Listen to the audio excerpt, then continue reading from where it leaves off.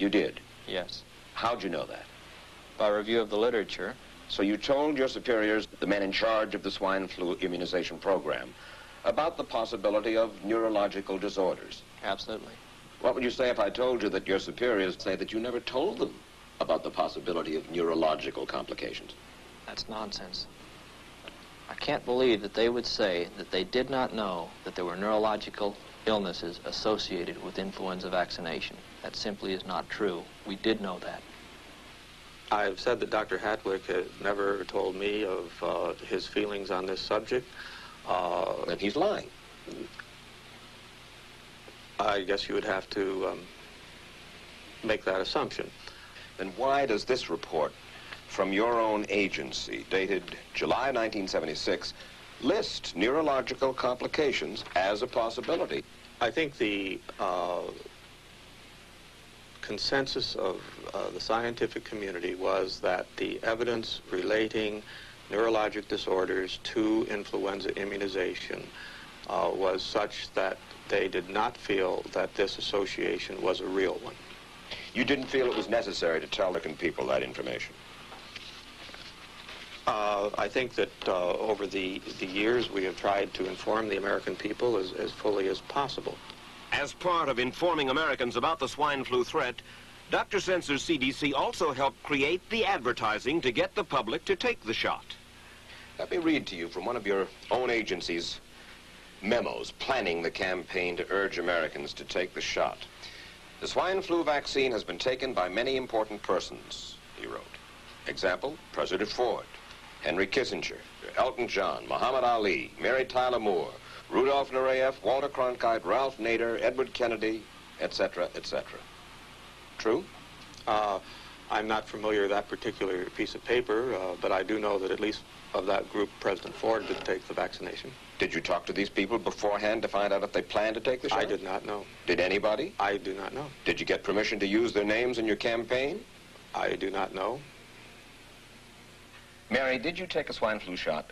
No, I did not. Did you give them permission to use your name saying that you had or were going to? Absolutely not. Never did. Did you ask your own doctor about taking the swine flu shot? Yes, and at the time he thought it might be a good idea.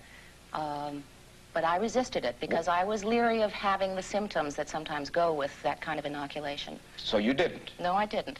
Have you spoken to your doctor since? Yes. And? He's delighted that I didn't take that shot.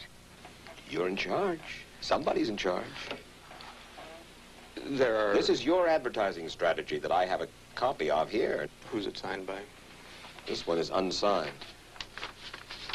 But you'll acknowledge that it was your baby, so to speak. It could have been from Department of Health, Education, and Welfare. It could be from CDC. I don't know.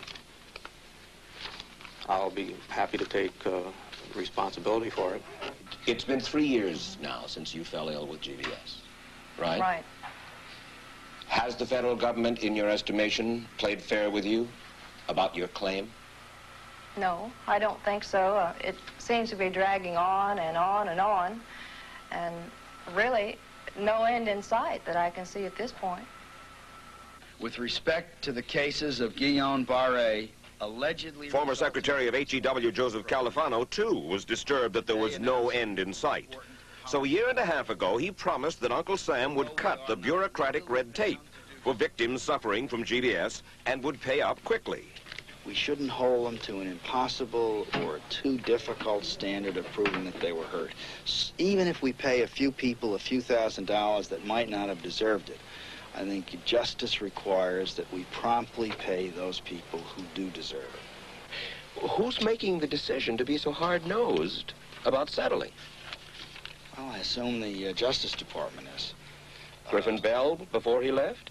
Well, the Justice Department agreed to the statement I made. It was cleared word for word with the lawyers in the Justice Department by my HEW lawyers. And that statement said, in effect?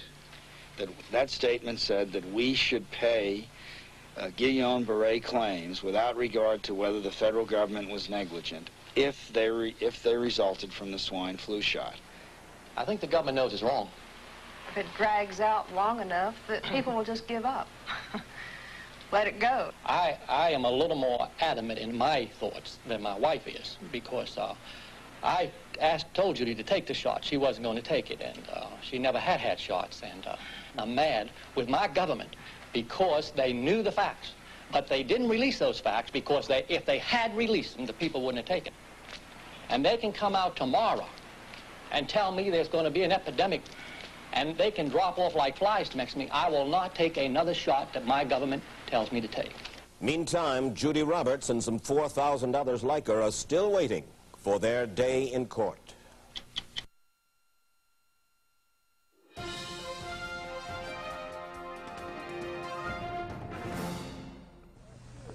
I don't need another flu shot. I had a flu shot last year. A swine flu epidemic may be coming. Swine flu shot? Well, I don't know. I've been thinking about it. It could make you very sick.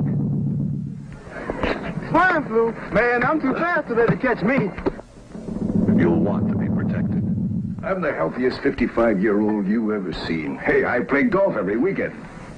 Get a shot of protection. The swine flu shot. Joe brought it home from the office. He gave it to Betty and one of his kids and to Betty's mother. But Betty's mother went back to California the next day.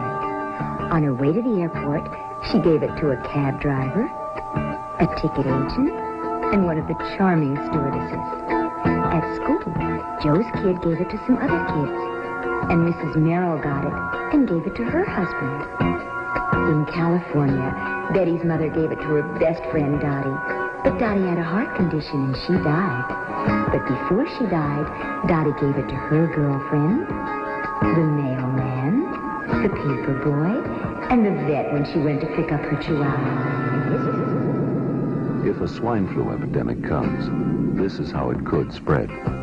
You'll want to be protected, especially if you're elderly or chronically ill. Get a shot of protection. The swine flu shot.